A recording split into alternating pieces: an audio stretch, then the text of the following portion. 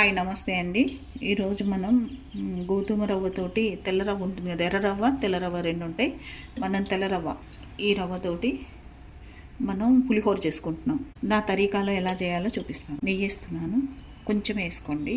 తెల్ల గోధుమ రవ్వ తీసుకున్నాను, ఇది ఈ గ్లాస్తో తీసుకున్నాను.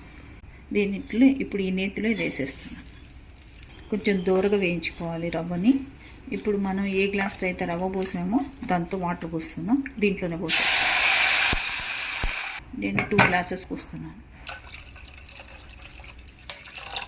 కొంచెం ఎంతంటే ఇంతే ఉప్పు వేస్తున్నాను, 1/2 స్పూన్. ఇది స్లోగా ఉడుకుతుంది కదా, ఈలోగా మనం దీని మీద మూత పెట్టేస్తాం. చూద్దాం ఇప్పుడు ఎలా ఉడికిందో. చక్కగా ఉడికింది.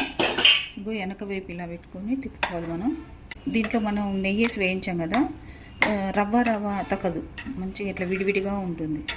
ఒకవేళ మీకు ఇంకొంచెం కావాలంటే 1 స్పూన్ నూనె కూడా వేసుకోవచ్చు ఉడికేటప్పుడు. పులిహోర కాబట్టి అతుకుతే బాగుండదు. ఇది ఆఫ్ చేసాం కదా, ఆఫ్ చేసిన తర్వాత మగ్గింది చక్కగా, లోపలంతా మంచిగా వచ్చింది. ఇది కొంచెం ఉమ్మగిల్లాలి. దీన్ని మనం కొంచెం మూత తీసి చల్లారబెడదాం. మంచి తాలింపు పెట్టుకుందాం. ఆయిల్ మంచిగా పడుతుంది, ఆయిల్ కాగుతుంది. ఇప్పుడు మనం ఫస్ట్ శనగపప్పు వేసుకుందాం. 3 స్పూన్లు శనగపప్పు వేసాను, 2 స్పూన్లు మినపప్పు, 1.5 స్పూను ఆవాలు. ఇవన్నీ ఒకసారి కలిపేసుకున్నాం. 1.5 స్పూన్ జీలకర్ర. కొంచెం హై మీద పెట్టుకున్నాం, మీడియం ఫ్లేమ్ మీద పెట్టండి. మిరియాలు. ఇప్పుడు వీటన్నిటిని మంచిగా వేయించుకున్నాం. కొంచెం కలర్ వస్తున్నాయి, చక్కటి అరోమా వచ్చేదాకా వేయించండి. పల్లీలు వేసుకున్నాం, 4 స్పూన్ల పల్లీలు వేసాను. వేగుతుంది. ఇప్పుడు ఎండుమిర్చి వేసేస్తాను, కొంచెం కరివేపాకు, స్పూన్ 2 జీడిపప్పు వేసుకుందాం. ఇంకొంచెం కలర్ రాగానే ఇప్పుడు మనం పచ్చిమిర్చి వేసేసుకుందాం. కొంచెం స్టవ్ మీడియం పెడదాం. కొంచెం ఇంగు వేసుకుందాం. పులిహోరలోకి అసలైన ఇంగ్రీడియంట్ పడుతుంది. ఇప్పుడు మెంతులు వేయించి పొడి కొట్టింది 1.5 స్పూన్ వేస్తున్నాం. చాలా చక్కగా వేగినాయి, మామూలు రావట్లేదండి అరోమా. అంతే, పసుపు లైట్గా పసుపు వేసాను.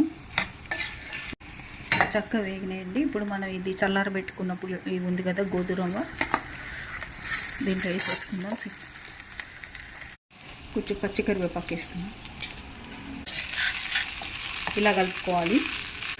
మనం ఉడకబెట్టిన రవ్వ అంతా వేసేసాను. ఆయిల్ కూడా చక్కగా సరిపోయింది కదా.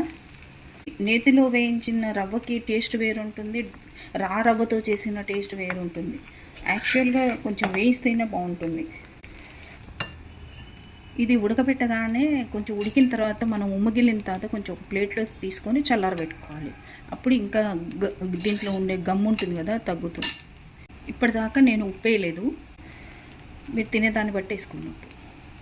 నేను 1 వేసాను. ఇప్పుడు నేను దీంట్లోకి నిమ్మకాయ పెడుతున్నాను. మనం గోధుమ రవ్వ పులిహోర అన్నా కదా, దీంట్లో కొంచెం ఉప్పేసి నిమ్మకాయ పెట్టినాను, రసం కలర్ రాకుండా. ఇప్పుడు మనం దీంట్లో ఎంత క్వాంటిటీ కావాలో అంత పోసేసుకోవాలి రసం. ఇప్పుడు మనం దీన్ని కలుపుకుందాం. ఎలా ఉందండి గోధుమ రవ్వ పులిహోర?